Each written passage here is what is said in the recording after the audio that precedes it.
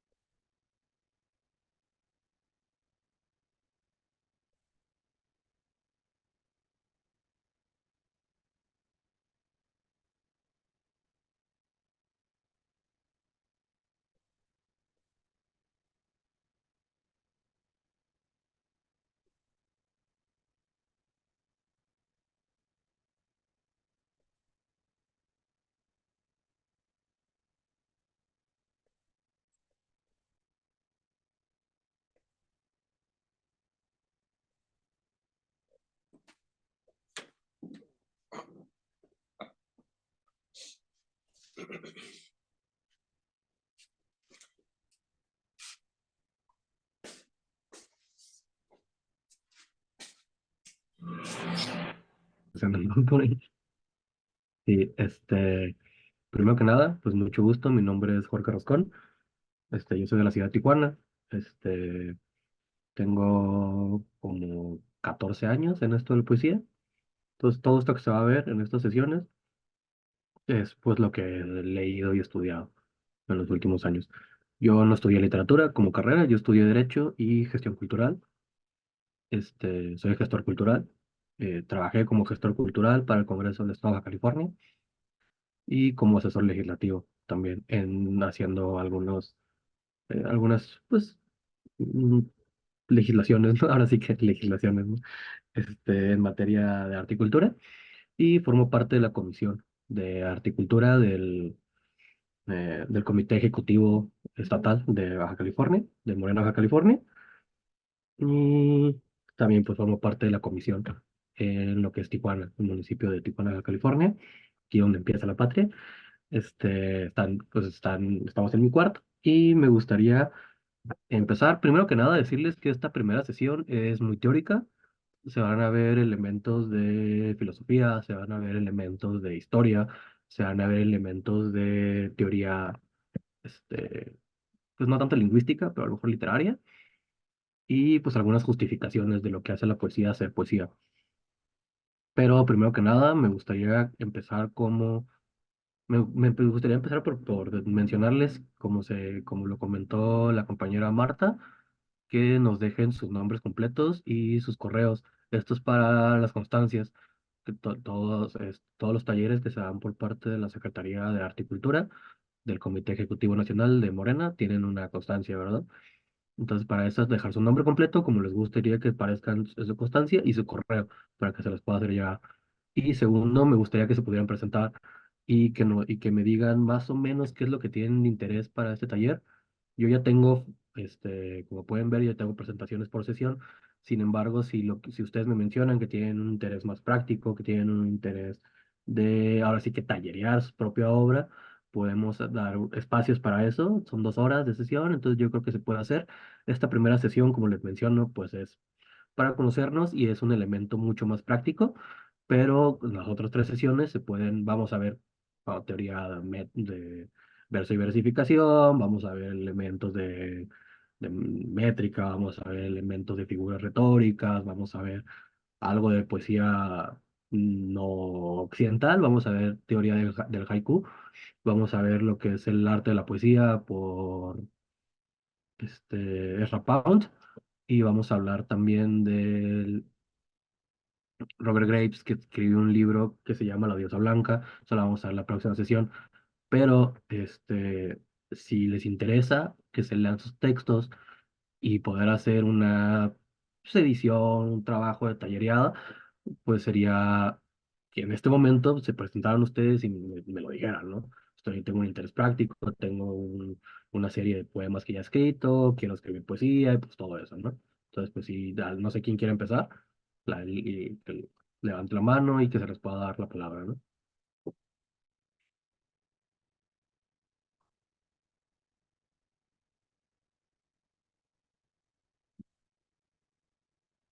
No, no, nadie, nadie, nadie.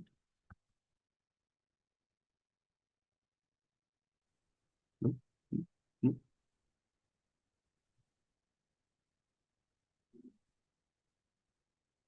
Sí, Carla Emilia.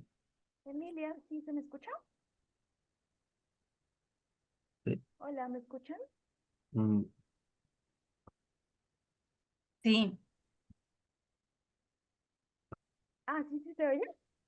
sí, me lo podía repetir, es que no tenía el micrófono, no tenía el volumen a todo dar, entonces no escuché muy bien. Ah, es que no sé si está conectado mis audífonos o el micrófono de la computadora.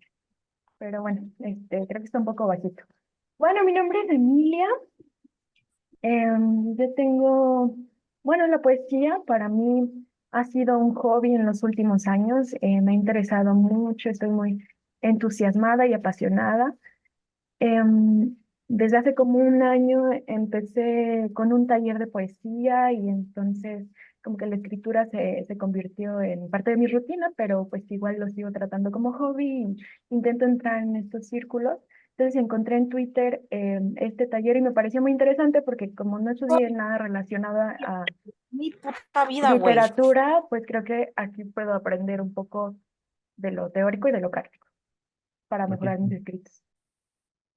perfecto, muchas gracias. ¿Quién sigue? Ok, Manlio Fabio, por favor. Sí, Hola, ¿qué tal? Buenas noches, buenas noches. buenas tardes allá. Voy manejando, entonces no voy a, digo, la cámara la voy a prender cuando llegue a casa. Ujú. Estoy saliendo de la oficina. Manlio Fabio Diego Llama. Mi nombre, confirmo luego como poeta, es Fabio Llama. Pues yo he escrito, bueno, más bien empecé el hábito de la escritura desde muy chavo, desde los 13, 14 años, cuando leí pues en la casa de mi papá tenía bastantes libros y me encontré un libro ahí que se llama Corazón Diario de un Niño, del mundo de Amici.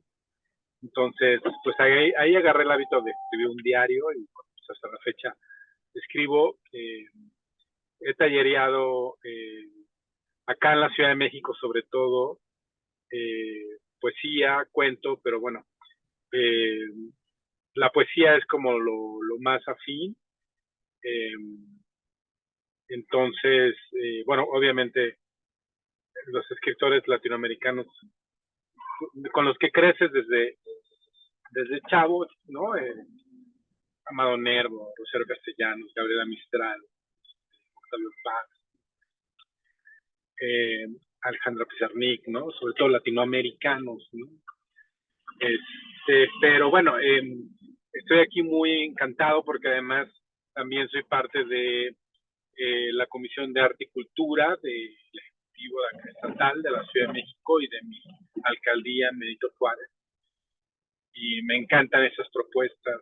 Voy a aprender, vengo a aprender y a aportar. Tengo un poemario escrito que en algún momento el profe, si lo permite, podríamos abrir micrófono en ese sentido y muy contento de conocer a nuevas personas a través de la literatura, que es una forma, la cultura del humanismo mexicano. Muchas gracias, buenas noches.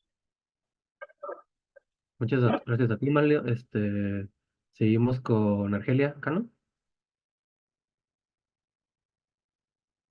Y buenas noches. Yo soy de Tabasco y me interesa la poesía en todas sus manifestaciones.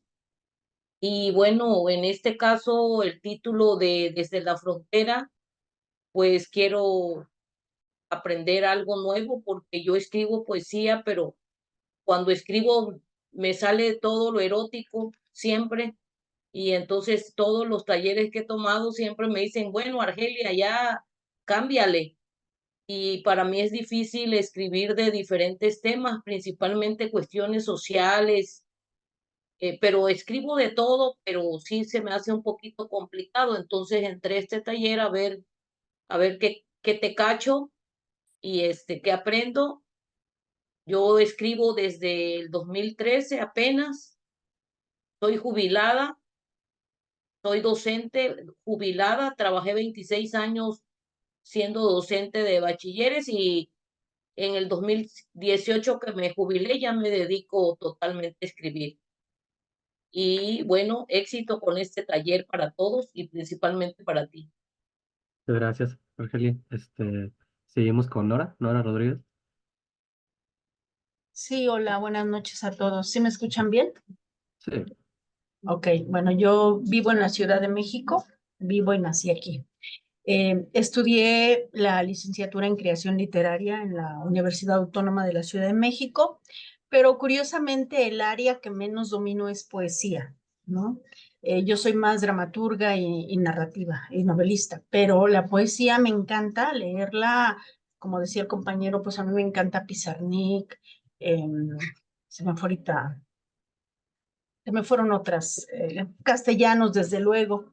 Y entonces mi interés en este taller es, pues más que nada, estoy escribiendo un poemario con el tema de la muerte, cómo me ha tocado a mí la muerte, cómo he sentido esas pérdidas. Y pues me gustaría tallerear aquí porque sí siento que la poesía no es lo mío, pero pues quiero hacer el intento. Y cuando me hicieron la invitación a este taller a través de un grupo, de amigos poetas, precisamente, pues dije, sí, sí, sí me interesa, ¿no? Y pues bueno, un saludo a Tijuana, tengo mucha familia y amigos allá, me encanta esa ciudad. Y pues bueno, aquí estoy a sus órdenes y espero aprender mucho de todos ustedes. muchas gracias, Nora. Cristian Granados. Hola, compañeros. ¿Qué tal, Jorge? Eh, pues yo no soy poeta tampoco, no es mi fuerte. Soy escritor, escribo para un periódico, igual narrativa, pues artículos. Tengo ya pues un año haciendo eso. Soy de profesión bailarín de ballet clásico y ahora ya en mi retiro, pues me dedico a escribir. Pero igual, me gusta mucho la poesía, aunque no escribo poesía, pues vi este tallercito y dije, estaría bueno, ¿no? Probar. Y aquí estamos. Perfecto, Cristian, muchas gracias. Pues, ¿qué les parece si vamos empezando? Este taller se llama Taller de Poesía desde la Frontera, principalmente porque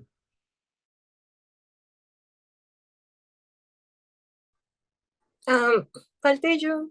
poesía es la frontera del lenguaje, ¿verdad? Es, como dice Heidegger, pues el lugar donde se construye y donde se construye el...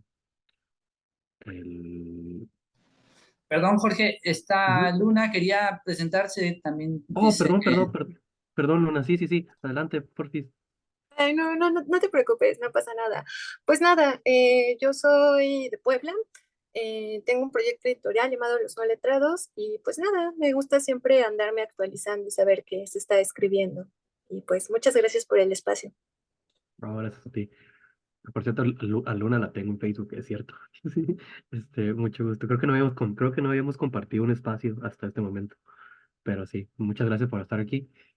Sí he visto tus proyectos, la neta son muy chidos. Ahí por si los demás compañeros tienen la posibilidad o si quieres rolar tus links de tus proyectos por el chat, para que los compañeros puedan verlo, la verdad es que sí, como gestora cultural es muy buena gestora cultural.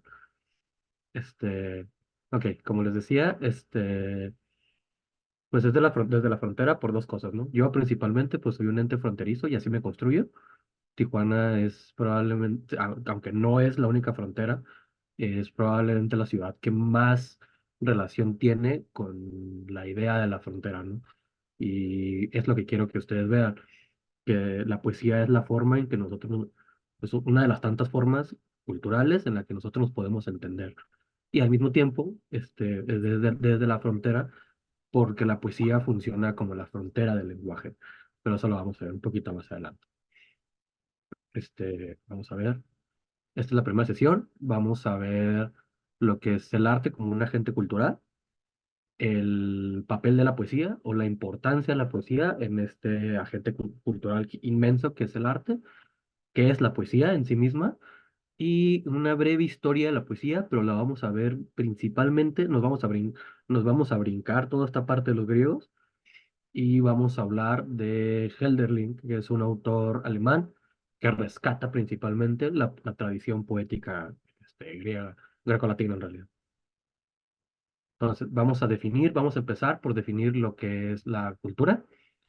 D.A. Chesnokov, que es un autor soviético, él lo entiende como el conjunto históricamente condicionado de hábitos, conocimientos, ideas y sentimientos de los hombres, bueno, del humano, así como su fijación y materialización en la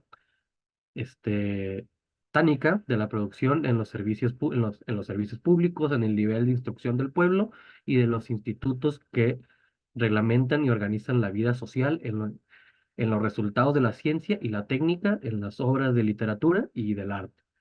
Este, Vamos a explicar lo que es la tánica. La tánica es una sustancia que forma parte de la corteza de algunos este, tejidos vegetales, como en el caso de la uva, ¿no? El de la uva, aquí Chesnokov lo utiliza como una metáfora, ¿no? Para explicar que la cultura, pues es lo que mantiene unificados los diferentes, producciones tanto de servicios públicos como la instrucción, el nivel de instrucción y la reglamentación, ¿no? Y la organización de la vida social. Ahora sí, lo que D. Shevnokov quiso decir es que la cultura, en oposición a lo dado por la naturaleza, abarca la esfera de lo que es la obra de...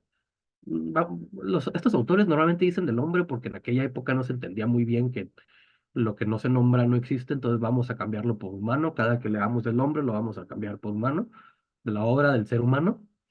Eh, la cultura reside en todo aspecto de la vida en sociedad. Es decir, él nos diría que la cultura va desde la producción hasta las formas ideológicas. Inclusive es tan polifacética como la vida social. Es decir, todo lo que hacemos en sociedad y la forma en que lo entendemos y lo pensamos, eso es la cultura. La cultura es el aspecto ideológico de la vida en sociedad. Es decir, el mundo de las ideas, que diría Platón, y la forma en que nos entendemos en el mundo y entendemos al mundo que nos rodea. Sin embargo, esto no quiere decir que simplemente coincida con lo social, sino que la cultura no se identifica con la sociedad, sino que se la considera como un producto de la actividad por esta desarrollada. Freud tiene una frase que dice que la cultura es todo aquello que no se produce en la naturaleza. Es decir, la cultura es todo aquello que nosotros como seres humanos, como civilización humana, producimos. Es decir, es toda aquella producción humana que viene de nuestra forma de pensar y de nuestra forma de idear. Es por eso, Chesnokov diría que la cultura no solamente se identifica con la sociedad, sino que se le considera como un producto de lo que la humanidad está desarrollando, ¿no? Entonces, y aquí viene el primer meme, el K, ¿qué huele con el Chesnokov? Chesnokov parte de un principio similar al de Freud.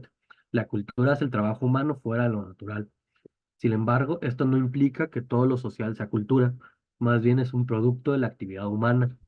Para esto, Chesnokov distingue una cultura material o cultura de producción y una cultura espiritual. Vamos a ver un poquito. Ahí está. La cultura material es la organización social del trabajo, ¿no? La organización del trabajo cultural y sus formas como las artes, ¿no? Todo esto que conocemos como los gestores culturales, como los artistas, como... Ay, se me movió. Como... Ah, no sé qué dice, pero me moví las cosas. Este, bueno, como los artistas, como los músicos, otro ejemplo, como como los propios institutos de horticultura de los municipios, la Secretaría Nacional de Horticultura del Movimiento de Regeneración Nacional, y lo que se conoce como la cultura espiritual, ¿no? Es el nivel de instrucción de las poblaciones humanas, el desarrollo de las ciencias y la situación de la escena artística y literaria. Es decir, toda la parte que no es exactamente la producción cultural o la producción de los artistas, sino la calidad de los talleres que se dan, la calidad de la instrucción universitaria que se da hacia la idea de lo cultural, el nivel de desarrollo científico también es un elemento cultural, y la situación de las escenas artísticas y literarias, o sea, nuestra situación precaria como artistas, porque sé que estamos en una situación de precariedad, eso es una indicación, es un indicativo cultural. ¿Qué tanta calidad tenemos como cultura? Se puede medir en nuestra situación como escenas artísticas y literarias. Ok, vamos a seguir. Por otro lado, y en términos gramscianos, Gramsci fue un filósofo italiano, fundador del Partido Comunista Italiano antes de la Segunda Guerra Mundial. Él pues fue encarcelado y asesinado por el régimen fascista italiano. Sin embargo, él tiene un gran libro que se llama Cuadernos desde la cárcel, y en ese libro toca muchos temas culturales. Para él, el tema cultural era lo más importante, era la lucha más importante. Lo conocía como la conquista del sentido común. Bueno, en Gramsci encontramos una fórmula que llamamos, a sus palabras, todos los hombres son filósofos, todos los humanos son filósofos, ¿no? Que enuncia cómo hasta en la mínima expresión intelectual se contiene ya un determinado concepto del mundo, concepto arraigado en todo el sistema de creencias, supersticiones, opiniones, modos de ver y obrar. Todos los humanos pertenecientes a una determinada sociedad son actores y autores de la cultura que produce esa sociedad, son elementos de un mismo clima cultural. Es decir, todas las personas, por el simple hecho de formar parte de una sociedad, que además estamos diseñados para formar parte de una sociedad, somos por ende filósofos. Somos personas que tenemos una forma de pensar, tenemos una expresión intelectual, que tenemos un determinado concepto del mundo, que es un concepto arraigado en un sistema de creencias y supersticiones, de pensamiento mitológico, todo esto que ya se conoce de alguna forma en nuestra enseñanza cultural, que se nos ha dado pues básicamente desde que llevamos cívica y ética en la primaria. Todo este sistema de creencias pues nos moldean y nos hacen trabajar de cierta forma, ¿no? Como seres humanos. Por ende, estamos determinados a participar y a vivir como actores y autores de la cultura. O sea, nosotros, si bien estamos determinados por un sistema de creencias, también determinamos ese sistema de creencias, lo cual nos permite, como artistas y como intelectuales, por ende, el artista es un intelectual, tiene un deber también, nos permite al mismo tiempo que ser actores, ser autores. También podemos cambiar la cultura. Gramsci y la cultura. Para Gramsci, todos los hombres, todos los humanos somos filósofos, entendiendo la palabra filosofía en un aspecto amplio como concepción del mundo. Es decir, la filosofía no es nada más este sistema canon occidental de creencias que se ha construido desde los griegos hasta la Europa moderna. Sería más bien la concepción del mundo que tienen los pueblos y los individuos ante el mundo que nos rodea, ¿no? Como pensamiento cultural, es decir, es una concepción real que se expresa a través de la acción de un grupo social. Todos los humanos son filósofos, poseen una forma de pensar y de actuar, poseen una cultura. Entonces, la cultura de cada quien es un hecho histórico y social. Es decir, nuestra cultura como individuos funciona para estudiar los hechos históricos y sociales. Cómo nos, cómo nos comportamos ante, no sé, poner un ejemplo, la caída de las Torres Gemelas en 2001, cómo lo vivimos y cómo nos comportamos ante ese hecho, es una, forma parte de esta concepción del mundo, ¿no? La cultura concebida así asume una función práctica unificadora. Cobra vida y puede ser identificada en su heterogeneidad La concepción de cultura en Gramsci tiende a captar la realidad en su total dimensión, amplía hasta lo universal, lo universal en el ámbito de la cultura, ligándolo al mismo tiempo con la historia y la práctica. ¿Qué quiere decir esto? Que la función práctica de la cultura unifica todo. Es la forma en que la civilización humana, a través de su capacidad de idear, de crear ideas y proyecciones ideográficas, unifica todas las demás ramas de pensamiento, ¿no? Es la total dimensión y amplía, es universal, ¿no? Lo liga con todo, tanto con la forma en que entendemos la historia de nuestra civilización, hasta la práctica más simple que pueda ser, no sé, trabajar en una maquiladora de 10 a 10, ¿no? Entonces vamos hacia lo que es la cultura de ideología, que tenemos un memingo, y dice Gramsci, ese no juega de lateral en el Inter de Milán. Había un jugador que más o menos se llamaba parecido. Bueno, cultura e ideología. Podemos afirmar entonces que para Gramsci, siendo todos los individuos filósofos, que la cultura sería precisamente la forma en que estos se entienden, se piensan a sí mismos en el mundo y cómo se expresan ante los procesos sociales e históricos, partiendo claro está de que cada uno de estos individuos pertenece a estratos, colectivos, tribus y clases sociales diferentes, ¿no? Es decir, la cultura es una totalidad en que todos los miembros de la sociedad participan. Aquí podemos ver que si bien todos nosotros como individuos somos filósofos y tenemos una concepción del mundo, esta concepción se caracteriza y se precisa a través de nuestra conjunción con el resto de los animales sociales con los que convivimos, ¿no? Con estos procesos históricos y porque todos pertenecemos a algún estrato, a algún colectivo, a alguna tribu, pertenecemos a algún tipo de clase social, por ende, pues aquí la gran mayoría, si no somos dueños de medios de producción, pues entonces pertenecemos a una clase social muy específica, ¿no? Que definitivamente no es la burguesía. Entonces, es decir, todos esos procesos donde pertenecemos, quiénes somos, dónde estamos y dónde están las personas que nos rodean, con las que nos podemos unificar y formar colectivos y poder formar estratos sociales y clases sociales, todo eso nos va moldeando. Es la totalidad de de la cultura, es por ello la totalidad de los miembros que participan de la sociedad.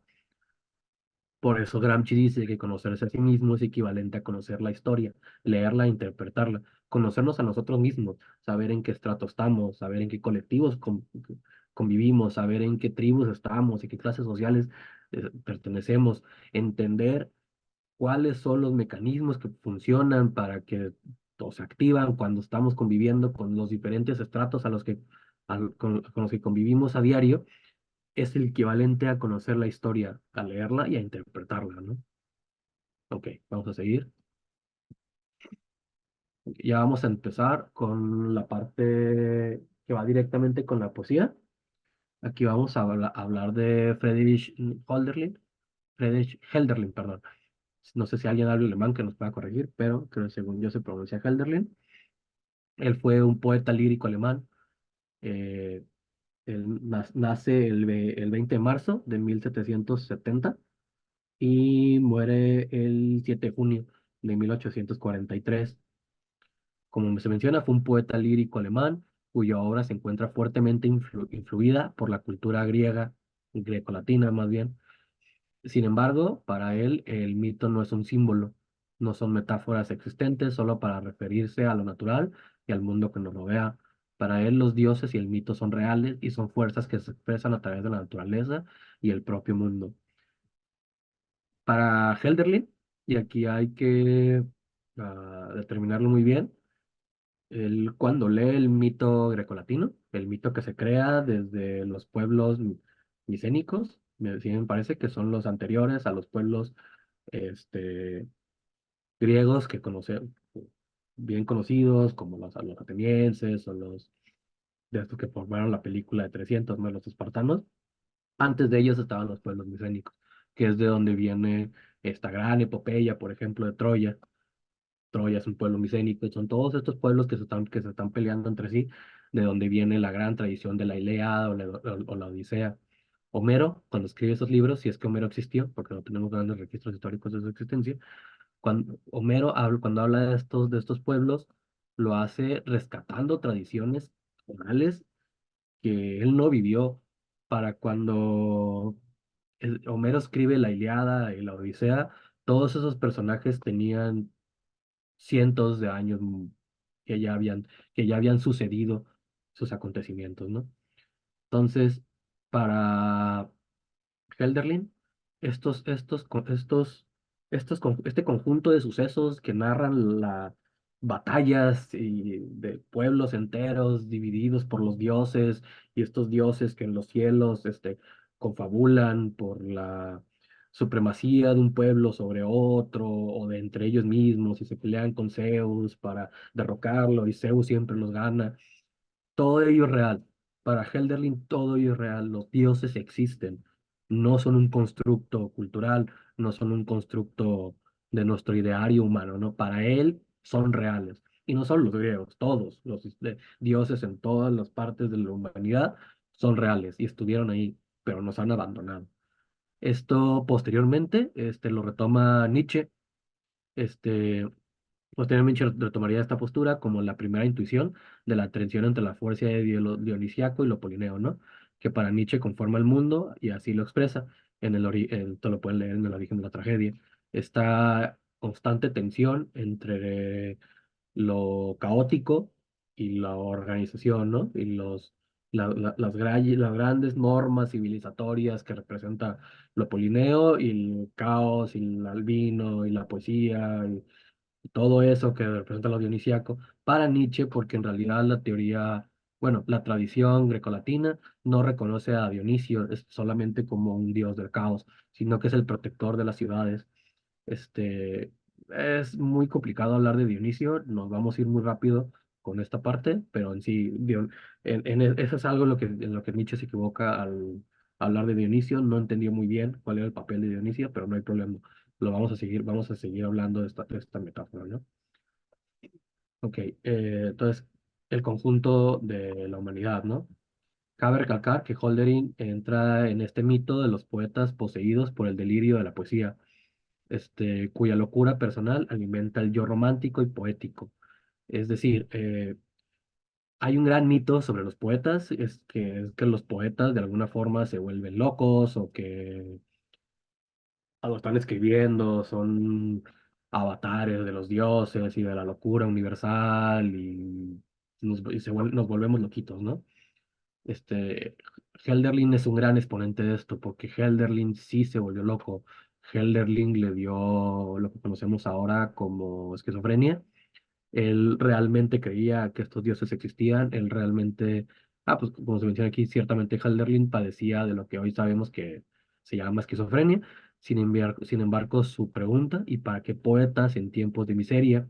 Y su estudio creativo de la decadencia de su tiempo responden a lo que Schiller definía. Schiller es un poeta contemporáneo de Halderlin, que también fue filósofo.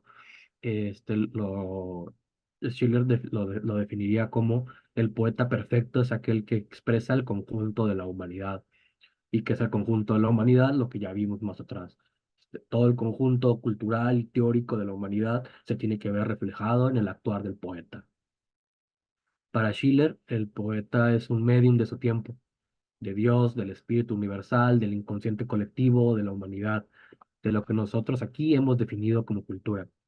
Es decir, el poeta es una persona que tiene un deber histórico y cultural, que es la representación de sus tiempos. Nosotros a la hora que escribimos, ya sea el tema que sea, así es, sea que escribamos del amor romántico, de la sexualidad, de alguna forma u otra, vamos a entender o nuestros tiempos se van a entender a través de lo que estamos escribiendo. Y hay que entendernos como eso, hay que entender que tenemos un deber y aunque no lo querramos hacer, lo vamos a hacer. ¿Ok? Si bien Helderlin creía que los dioses existían, las personas que han hecho estudio de su obra, como Schelling, como Heidegger, como el propio Nietzsche, como... Ay, se me fue el nombre de este compa. Bueno, pues, otro filósofo, Walter Benjamin, que estudia la estética, lo han entendido como metáforas, ¿no? Ellos sí han hecho una metáfora. Y es que Helderling habla de que los dioses son representaciones reales, pero que forman parte de los poderes de la naturaleza. de la- Ellos son la naturaleza en sí misma, ¿no? Entonces de ahí podemos sacar una metáfora muy específica, ¿no? Que es lo divino como lo natural. Entonces vamos a empezar a hablar de la relación de Helderlin con la modernidad, porque la modernidad es su época histórica, ¿no? Para Helderlin, la tragedia de la modernidad es la concepción de la naturaleza como un reservorio de recursos destinados a la satisfacción humana. Esto principalmente se debe al abandono de los dioses hacia la humanidad. Por razones que no se explican, nadie lo entiende. Helder no le busca una explicación porque no necesita una explicación.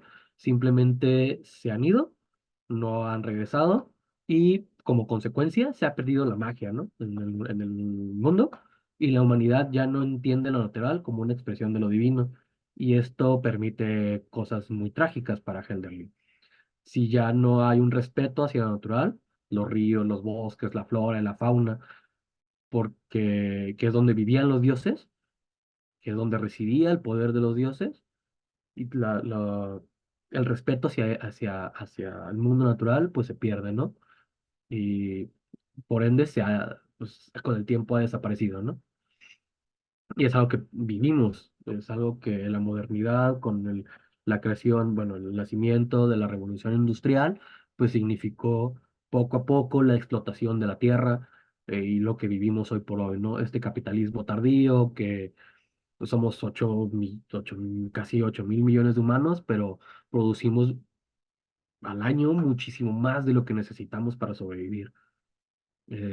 Destruimos las selvas, destruimos los bosques, destruimos prácticamente todo a nuestro paso para sobreproducir y para Helderlin eso se debe a que hemos perdido a los dioses y hemos perdido nuestro contacto con lo divino y hemos perdido por ende el respeto a la naturaleza, que era el mundo de los dioses, ¿no? Es el reino de los dioses. Entonces, ¿cuál es el papel del poeta para Helderlin, no? Este, Para Helderlin, el poeta debe cantar el pasado de la humanidad, donde la humanidad convivía con los dioses, mientras que su futuro es mantener la esperanza del regreso de los entes divinos y eventualmente cantar su regreso, ¿no? Helderlin entiende que en su momento histórico no lo va a lograr, no va a ganar el discurso, sin embargo, él mantiene la esperanza, que es una palabra muy fuerte y es una palabra que como movimiento, quienes militen y formen parte del partido, pues van a entender que lo utilizamos muy seguido, ¿no? El movimiento Generación Nacional, la esperanza de México, ¿no? Es algo que nosotros podemos entender muy bien. Nada más que para Helderlin es la esperanza, el regreso de los entes divinos, mientras que para Heidegger, que hace el estudio más completo de la poesía, es la esperanza en el quiebre de los valores de la modernidad, igual que como lo plantea Nietzsche, estos valores egoístas que se mantienen durante la modernidad, que destruyen el campo de lo natural y que bien se menciona en este meme de aquí abajo, ¿no? Quiere alguien pensar en los poetas, por ende el poeta toma un papel secundario durante la creación literaria y artística de la modernidad y nace esta figura, ¿no? Del poeta maldito que determina principalmente en finales del siglo XIX, principios del siglo XX, y nace, ¿no? Con la idea de Baudelaire, que Baudelaire, sin querer queriendo, hace lo mismo que hace Helderlin, pero lo hace muchos años después. Pero Baudelaire no utiliza la figura de los dioses tal cual, utiliza más bien la figura de todo lo contrario a los dioses, ¿no? Lucifer, Satanás, los malos malosos, ¿no? De los panteones, ¿no? De los mitos universales para decir, bueno, si yo soy un poeta y mi deber es hablar de los tiempos, pues voy a tomar la oposición a ti. ¿Y qué eres tú? Pues eres un burgués, eres un destructor de la naturaleza, eres una persona que nada más piensa en producir, eres una persona que explota a otras personas, entonces yo voy a hablar mal de ti. Y si tu visión del mundo es moralina, es cristiana, es, este, de- viene de esta escuela, ¿no? De los grandes valores, de cómo se debe de comportar una persona, pues yo voy a hacer todo lo contrario y voy a ser un borracho y voy a ser un drogadicto y voy a ser un poeta, ¿no? Lamentablemente es un papel que no se ha entendido muy bien y que con el tiempo se ha deformado de alguna forma porque se ha creído que todo lo que se tiene que hacer es beber y drogarse, cuando en realidad es un discurso nada más. Uno no va a escribir los mejores versos en estado de ebriedad, en realidad vas a escribir los peores. Pero sí, yo sé, yo entiendo muy bien que la caguama es lo que nos gusta, ¿no? Bien. Y vamos a hablar un poco de Heidegger y Hölderlin. Estos eh, Heidegger tiene un libro, un estudio titulado Hölderlin y la esencia de la poesía y conecta con uno de sus temas centrales, uno de los temas centrales del estudio de Heidegger, que es la lengua. El lenguaje es la forma en la que está conectado con el mundo, en que la forma en que el humano se conecta con el mundo. Lo primero ante una experiencia o un ente nuevo, que lo primero que hacemos como civilización humana es nombrarlo, es ponerle un nombre. Por ende, Heidegger dice que el lenguaje es la casa del ser. En su morada habita el humano, los pensadores y los poetas son los guardianes de esta morada. Por ello, Heidegger encuentra en Hölderlin un sujeto para su estudio último, ¿no? Su estudio más importante, siendo este la poesía. Heidegger lo que trata de hacer es un estudio más que nada de la poesía, no tanto de Hölderlin, ¿no?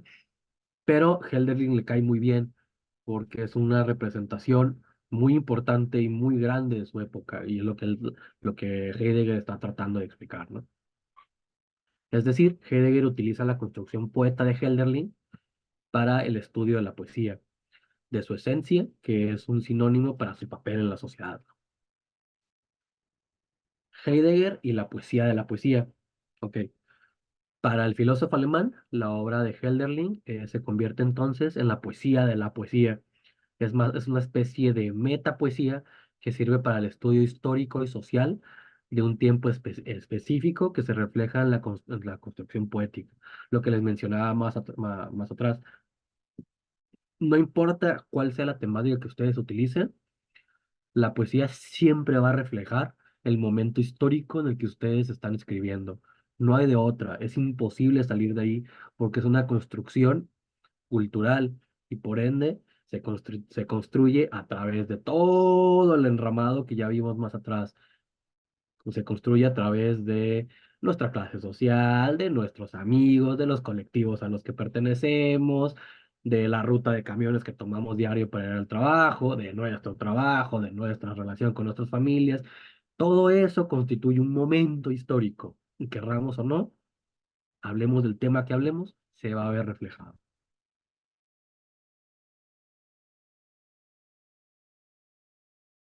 Llega a una conclusión, existen dos lenguajes diferentes, el poético y el prosaico o común. Para esto vamos a eh, reconocer las 5 frases que rescata Heidegger de la obra de Hölderlin, que la número uno es estas 5 frases es de las que, 5 frases o versos, porque algunos son versos, este, con estas es con las que hace este estudio, ¿no?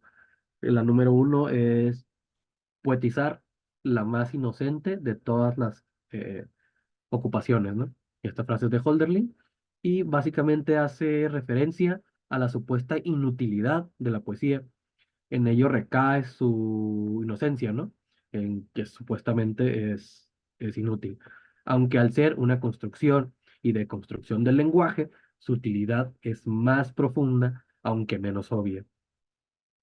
Por eso Heidegger diría que la poesía es como un sueño, pero sin ninguna realidad. Es un juego de palabras muy interesante porque en realidad la poesía sí es como un sueño y al parecer no tiene una realidad, pero en realidad La realidad es que la poesía es una reconstrucción de la realidad. La frase número dos, estas dos primeras frases las rescata Heidegger de las cartas de Hölderlin a su papá, a su mamá, disculpen. Y esta segunda frase dice, y se le ha dado al hombre, al ser humano, el más peligroso de todos los bienes, el lenguaje, para que se muestre para que se muestre como lo que es. Es decir, así como para Aristóteles somos animales dotados de lenguaje, eh, nosotros a partir del lenguaje, para Heidegger, esto remite a la construcción de un mundo común.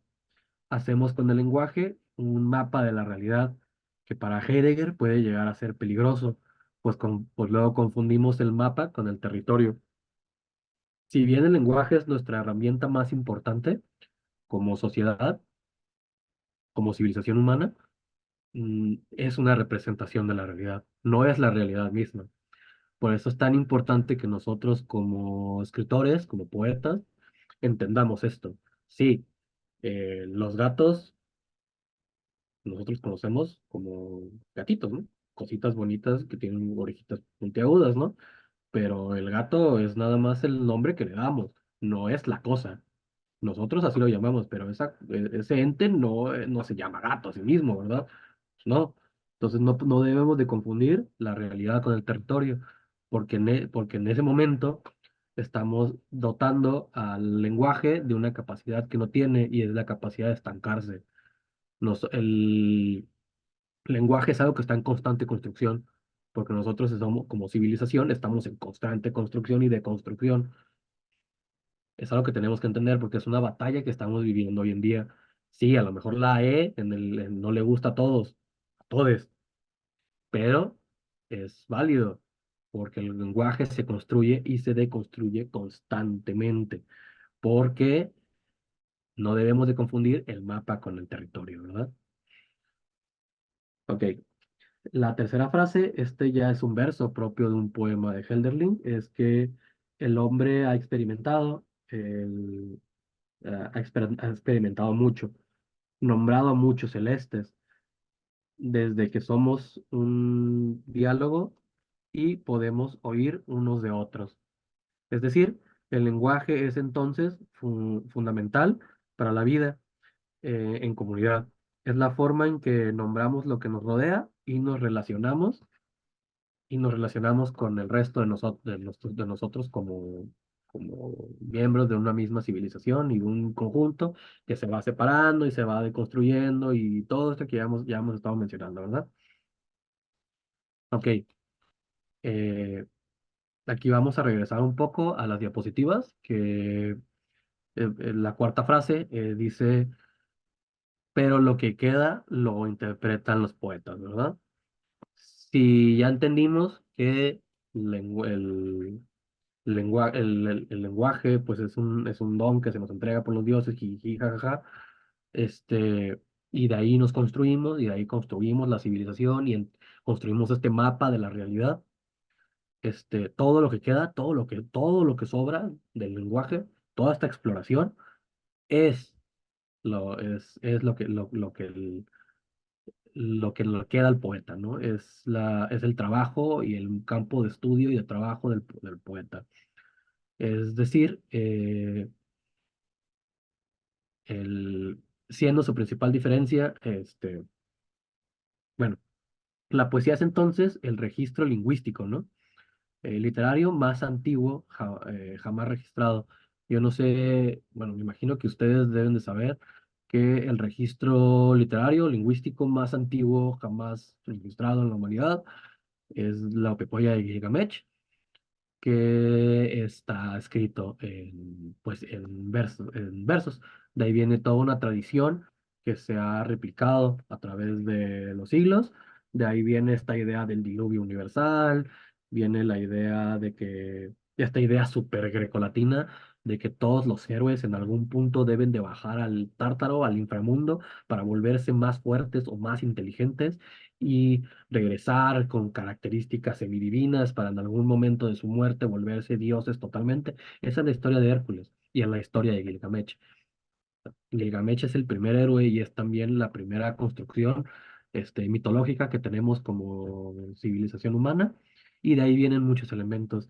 Yo me imagino que han escuchado mucho esta idea del diluvio universal, es algo que se lee en todos los días, en todos las religiones del libro, que son las religiones abrámicas, que es la Torá, que es de los judíos, el Corán, que es islámico, y la Biblia, ¿no? Que es de todas las religiones cristianas.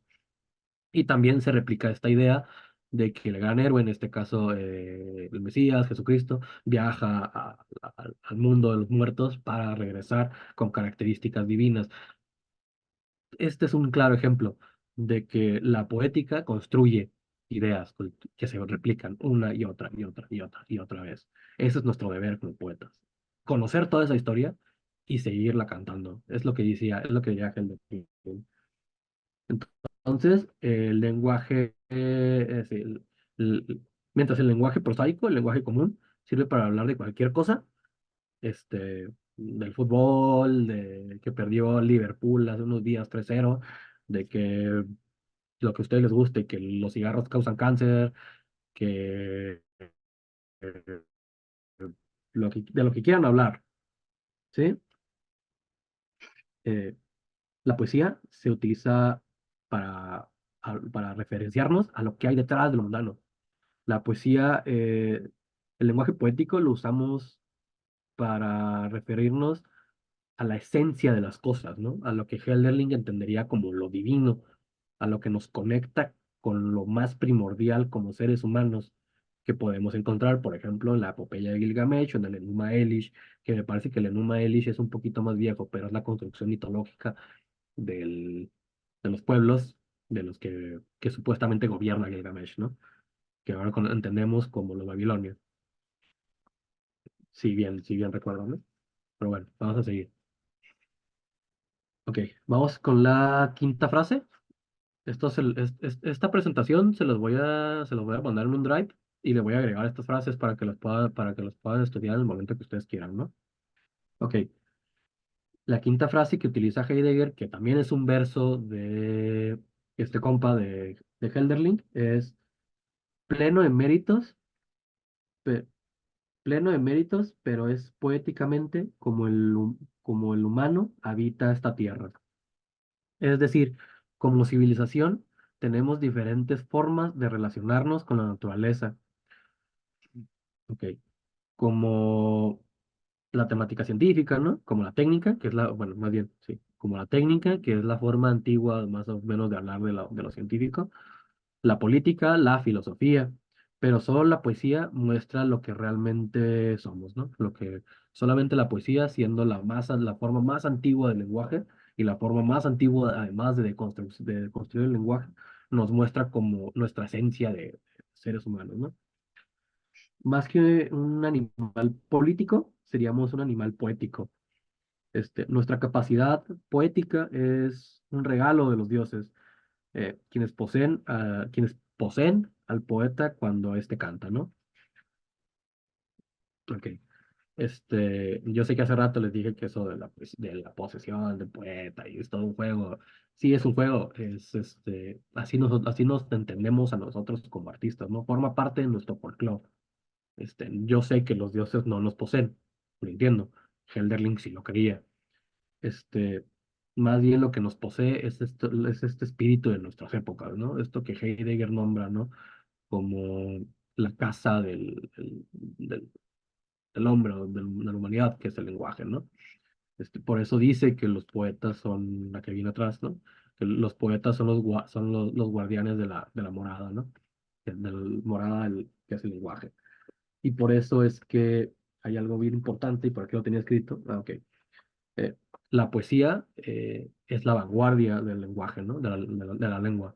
La poesía es la vanguardia de la lengua y por ende los poetas somos la vanguardia de del lenguaje. Y tenemos un deber así eso, ¿no?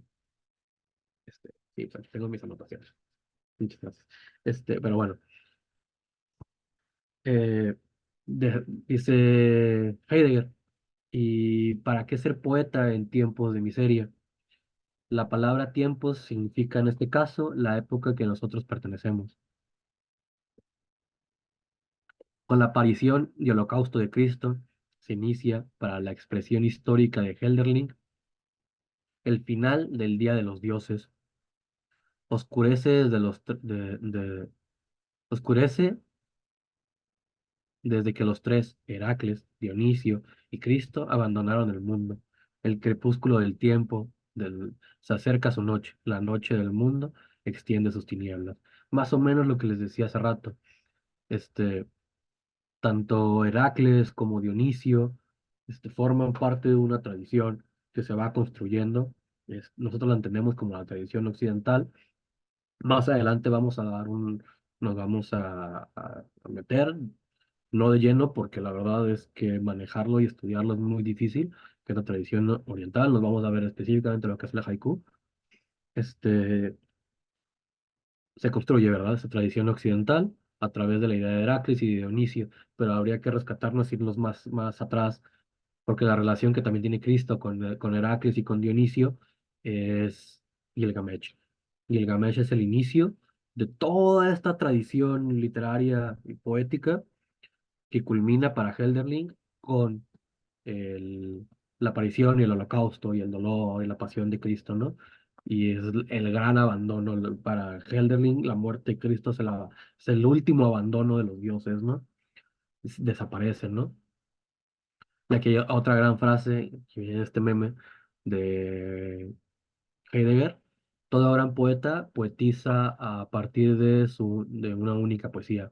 Su grandeza se mide por el grado de fidelidad a ella. La poesía del poeta queda inexpresada. Ninguna de sus poesías, ni siquiera la totalidad de ellas, lo dice todo. Y sin embargo, cada poema habla desde la plenitud de una única poesía, y es a esta a la que siempre expresa. Ok, hay que entender que hay varios teóricos que hablan de la idea de que, y lo vamos a ver en la próxima sesión, esta idea de la diosa blanca de Robert Graves, es la idea de que los pueblos tienen un solo gran poema y todos los poetas de esos pueblos van construyendo a ese gran poeta, a ese gran poema. Por ahí tengo un compañero que hablaba de que en la tradición mexicana, este gran poema se va construyendo desde Juana Inés de Asbaje y Ramírez de Santillán, que es el nombre real de Sor Juana. Yo habría que rescatarlo porque ya no es Sor Juana por gusto. Sor Juana se vuelve Sor Juana porque es la única forma que tiene de poder estudiar. Es decir, ella no era realmente una mujer obviamente creía en Dios, buena mujer como buena mujer o hombre de su época, había que prácticamente una obligatoriedad. No hay nada que nos identifique que atea. Sin embargo, su afinidad o su afición como ser Sor Juana es simple y sencillamente porque quería seguir estudiando y quería seguir escribiendo. Pero bueno, vamos a hablar, ¿no? De su poesía. La poesía de Sor Juana tiene elementos que han sido rescatados por muchos otros poetas. Habla del sueño, habla de la muerte, habla de... Ay, pero no tenía escrito. Bueno, se me olvida. Pero bueno, todos esos grandes, bueno, del agua, si ustedes recordarán, Xavier Villarrutia tiene unos textos donde habla sobre la poesía de Sor Juana, y curiosamente muchos de los elementos que él rescata de la poesía de Sor Juana son los mismos elementos que él utiliza para sus propios poemas. Este canto al dios mineral, por ejemplo, de... se me fue el nombre, no es Gorostiza, es otro compañero, es Jorge Cuesta. Di canto al dios mineral también tiene muchos elementos que vienen de Sor Juana. También José Gorostiza, El Mundo Civil, también tiene muchos elementos que vienen de la tradición poética de Sor Juana. Es decir, sí, todos los poetas, todos los pueblos tienen un poema en conjunto, ¿no? Y nuestro deber es estudiarlo, conocerlo y meterle, ¿no? O sea, no tenemos nada más que escribir sobre ese gran poema, ¿no? Podemos escribir de lo que queramos, pero querramos o no, de alguna forma vamos a, este, integrarnos a este gran poeta, ¿no? A este gran poema. Y bueno, Para terminar con esta parte pues, más teórica, vamos a terminar con una frase, ¿no? Que también es de Heidegger, que dice, la poesía no es un adorno que acompaña la existencia humana, ni solo ni solo una pasajera exaltación, ni un acaloramiento y diversión. La poesía es el fundamento que soporta la historia y por ello no es tampoco una manifestación única de la cultura, y menos aún la mera expresión del alma de la cultura. Es decir, si bien, como lo estábamos manejando hace rato, la poesía es una expresión cultural, no es meramente eso, la poesía es mucho más. La poesía es, como menciona Heidegger, el sostén de la historia de la humanidad, ¿no? Este, es, es, es el lugar de donde arrancan las manifestaciones culturales, es ese espacio en el arma más importante que tenemos, que es el lenguaje, es ese espacio que tenemos que está en constante construcción, en donde existe y radica la esencia de la humanidad, ¿no? La poesía no es una actividad humana más, sino que es en su creación, es donde nos juzgamos nuestra propia existencia como seres humanos. Bueno, aquí terminamos como la parte teórica y no sé si tengan alguna duda sobre lo que acabamos de ver y me gustaría, bueno, sí, número uno, pues me gustaría saber si tienen alguna duda sobre lo que se acaba de ver y me gustaría que habláramos un poco sobre cómo vamos a querer manejar este taller. Como ya escuché, muchos de ustedes sí tienen un interés porque se tallerían su obra propia. Entonces, mi idea es manejar las partes teóricas lo más rápido posible, que sea 45 minutos, una hora, más o menos, tener una ronda de preguntas si es que ustedes tienen alguna duda y poder dejar un breve descanso, a lo mejor unos 10 minutos, porque también yo sé que es muy difícil estar siendo golpeados por todo esto y luego querer pues entrarle de lleno a la discusión de nuestra obra, ¿no? Entonces yo sí les pediría que tuviéramos un breve 5 minutos a lo mejor para tomarnos un cafecito o lo que sea.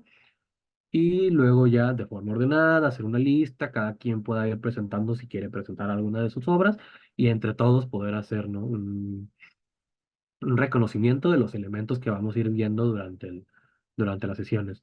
La próxima sesión ya le vamos a entrar directamente, vamos a hablar de esto, lo que les hablé al final, de las construcciones culturales que, que se hacen a través de esta idea que todos tenemos un solo poema. En este caso vamos a hablar de la obra de Robert Graves.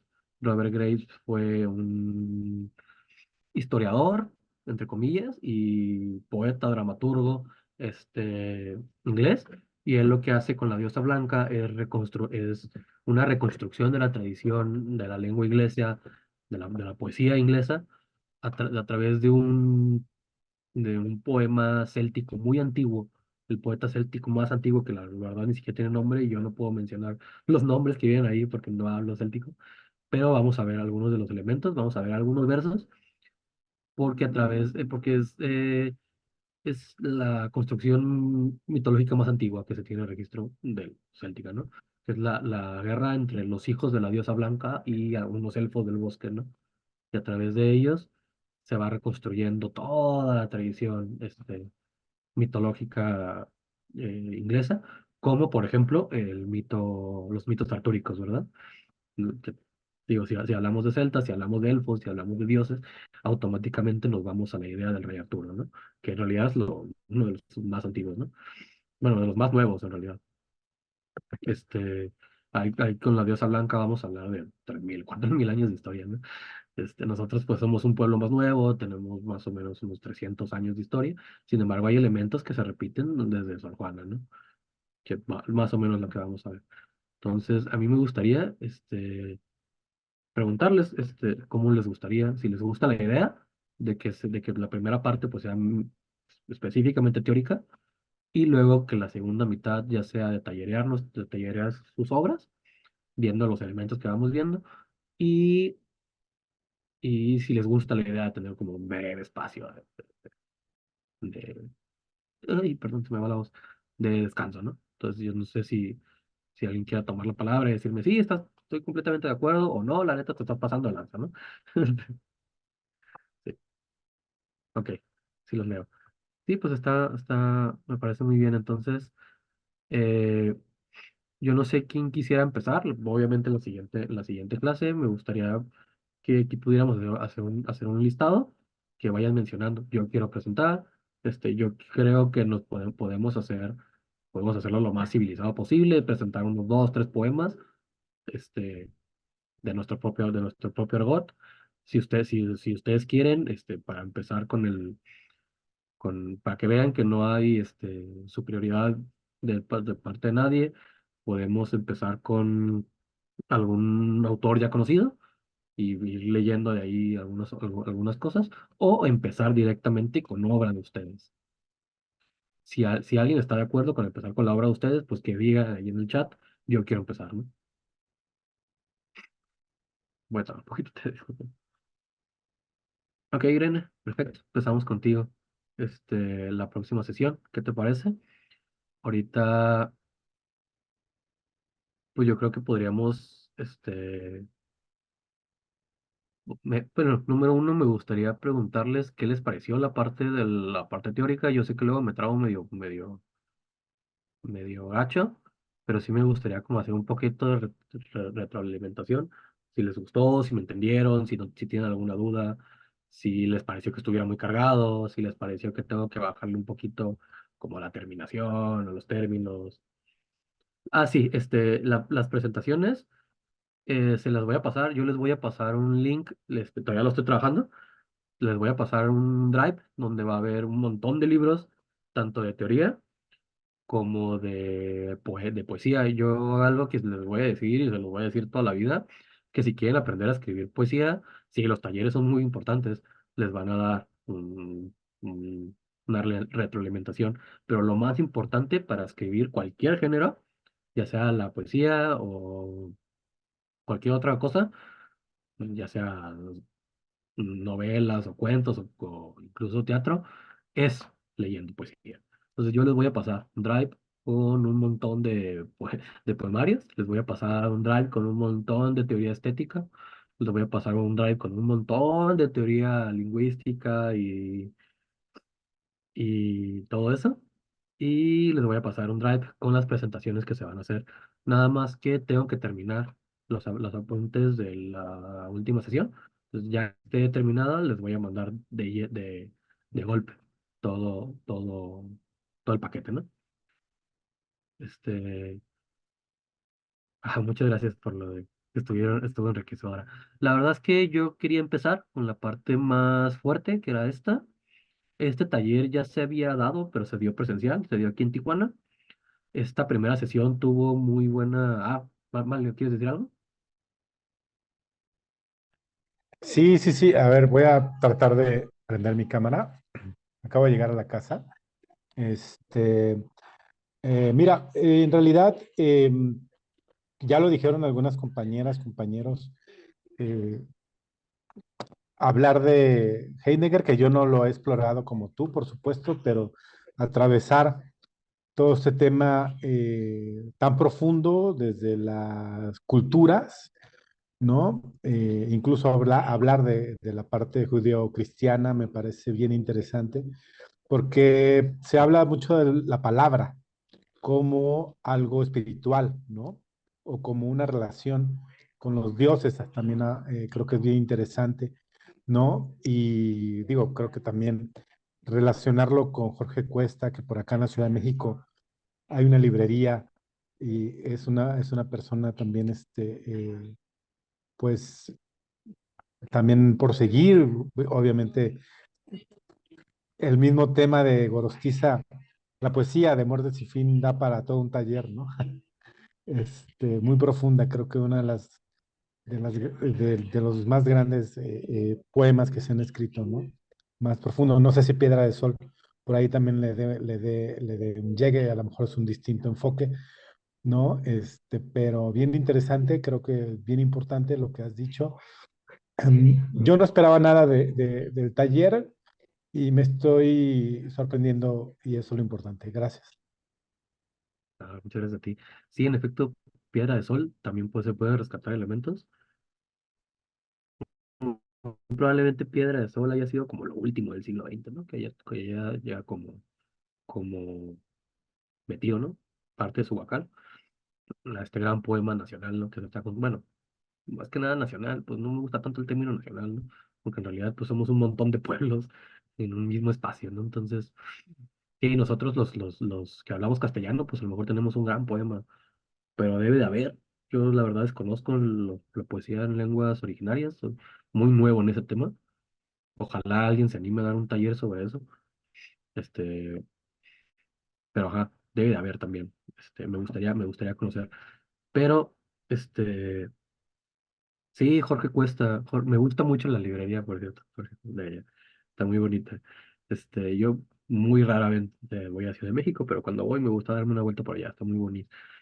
Y yo creo que también podríamos decir que Rosario Castellanos, con lo de poesía no eres tú, por ahí tiene algunos elementos que también llegan cuando habla del sueño, cuando habla del dolor, cuando habla de la muerte. O sea, nuestro gran poema en Pueblo es un poema que básicamente te rescata esta idea de Sor Juana, de que vivimos en un sueño, que muy probablemente ella saca, ¿no? De Calderón de la Barca, pero vivimos en un estado, un completo sueño y que despertar es la muerte, ¿no? Y es algo que vemos en Xavier Villarrutia, es algo que vemos en Piedra de Sol, es algo que vemos en Poesía No Eres Tú, es algo que vemos en un montón de poetas que van construyendo, es algo que vemos incluso en nuestras generaciones, bueno, en mi generación, ¿no? Con poetas como Cindy Hatch, que tiene un gran poema sobre, sobre el despertar y sobre el dormir y tal vez soñar, ¿no? Este soliloquio de Shakespeare. Algo muy curioso es que muchos de estos grandes poemas nacionales, este, este, comparten muchas temáticas. Eh, por eso me gustó empezar con Shakespeare, porque Shakespeare tiene esta gran idea de su soliloquio en Hamlet. eh, Dormir, morir, tal vez soñar, es algo que se repite con, con Calderón de la Barca. ¿Qué es la vida? Una ilusión, y que toda la vida es sueño y los sueños, sueños son, ¿no? Y eso es algo que yo quiero que ustedes se queden, ¿no? Con la idea de que al escribir poesía no nada más van a estar ahí gritándole al vacío, ¿no? A lo mejor van a sentir eso, pero al final de cuentas, no, en realidad lo que están haciendo es comulgar con una tradición que viene desde Gilgamesh y que se construye hasta ahorita. Entonces, yo sí quiero que se vayan con eso, que entiendan que sí hay un deber como escritores, es un deber que lo vamos a hacer, querramos o no, pero que no estamos solos y que estamos hablando con los tiempos, que estamos hablando con el tiempo, que estamos hablando con todos los poetas, como en Avatar. No sé si ustedes llegaron a ver la caricatura de Avatar, pero bueno, el Avatar puede conectarse con sus vidas pasadas, ¿no? Ok, entonces como Avatar, nosotros hablamos con todos los que vienen atrás y con nuestra construcción poética va a hablar con los que vienen. Entonces a lo mejor nos leen 5 personas, pero esas 5 personas de alguna forma, se van a ver inspiradas por nosotros, ¿verdad? Entonces, muchas gracias por su paciencia, muchas gracias por haber estado aquí, muchas gracias por disfrutar de los memes. Ay, no les enseñé el meme final.